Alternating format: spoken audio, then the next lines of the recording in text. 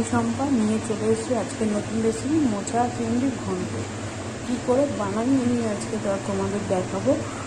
চিংড়িটা একটু অন্যরকমভাবে দেবো, কারণ আমার বর চিংড়ি মাছ যত পছন্দ করে না, যাতে ও না বুঝতে পারে সেই কারণে সেইভাবেই বানাবো।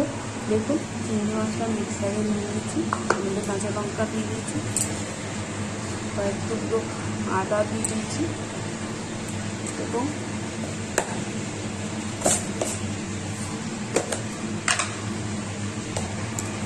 ওটা দিয়ে দিয়েছি। এটাকে এবারে পেস্ট করে নেব এবং এখানে কড়াই তেল দিয়ে দিয়েছি। এবারে এর মধ্যে এবারে শুকনো গরম মশলা ফোড়ন দিয়ে দেবো, তেজপাতা ফোড়ন দিয়ে দেবো, চারটে গোটা জিরে। এটা একটু লাল মতো হলে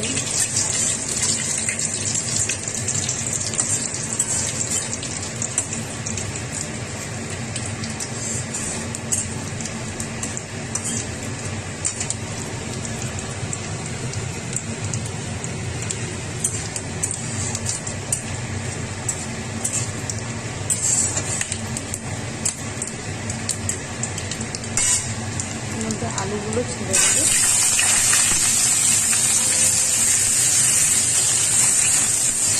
এগুলো ভেজে নিয়েছে এবং তার মধ্যে মশলাটা পেস্ট করেও নিয়ে আসছে। এগুলো লাল করে ভাজা হয়ে গেছে, বুঝতেই পারছি। আর এর মধ্যে তেজপাতা যাতে আদা, চিংড়ি মাছ, জিরে, লঙ্কা পেস্ট করে দিয়ে দিচ্ছি, কারণ এক হাতে দেওয়া যায় না, এক হাতে ফোন ধরে আছে, এক হাতে এই রান্নাটা দেওয়া যায় না, তাই দিয়ে আপনাদের টাকা দিয়ে নিচ্ছি।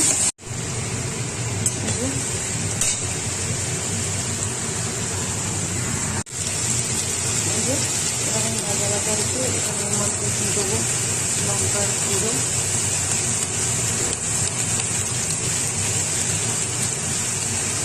হলুদ গুঁড়ো,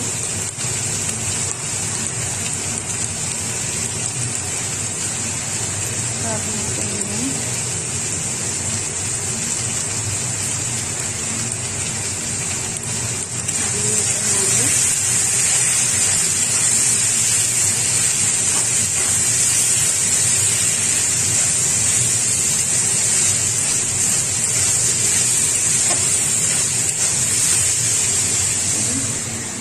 এবার এই মোচাগুলো হাত দিয়ে চিপে জলটাকে ফেলে দিয়ে নিয়ে আসছি।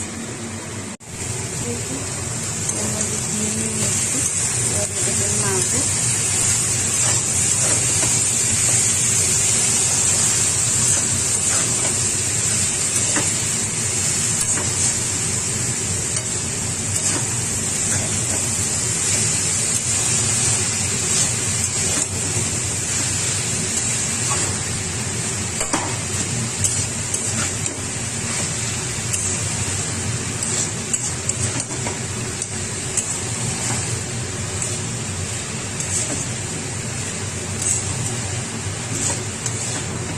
এটা হোক, তারপর 10 মিনিট পর দিয়ে রেডি হয়ে গেছে। এবার নামাবো।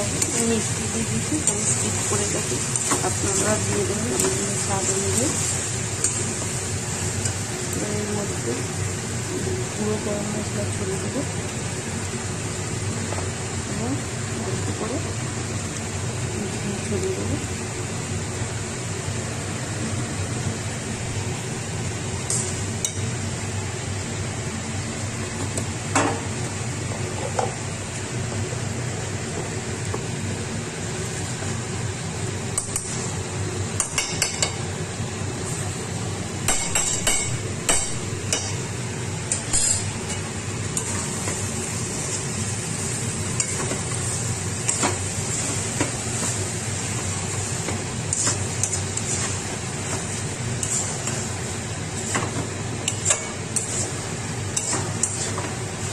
আপনারা চাইলে চিংড়ি মাছগুলো কোটাও দিতে পারেন, কিন্তু আমি প্রথমেই বলেছি আমার বর খায় না, চিংড়ি মাছ অত পছন্দ করে না, ওই জন্য